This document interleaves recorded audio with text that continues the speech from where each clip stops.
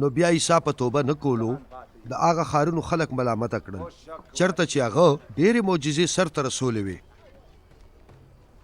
هغه وفرمایل چې افسوس ای خورازینه په تا افسوس بیت سیدا، ځکه کمې معجزې چې په تا کې وشوې که چېرې دا په سورو سیدا کې شوې وې نو دوی به ډېر پخوا د ځان نه ټاټ تاو کړی او په ایرو کې به توبه ایستې وه. خو زه تاسو ته دا وایم چې د قیامت په ورځ به د سرو سیدا حال ستاسو د حال نه ښه وي.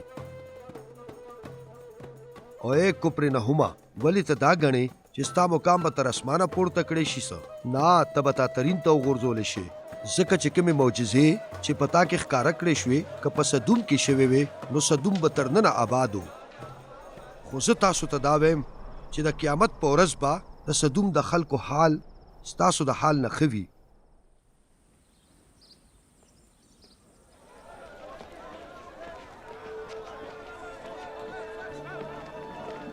په هغه وخت عیسی داسې وفرمایل چې ای پلاره د اسمان او د ځمکې مالکه، زه ستا ثنا او صفت کوم چې تا دا خبرې د پوهانو او هوښیارو نه پټې کړې او وړو ماشومانو ته دې څرګندې کړې. او پلاره دا ستا رضا وه.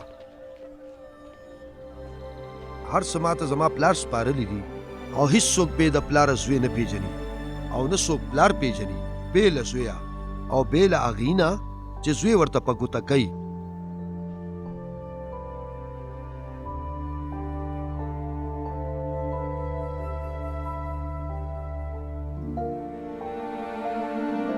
اے تاسو ټول چې خواري کوئ او پڼ مو دروند دی، ما له راشئ او زه به آرام درکم.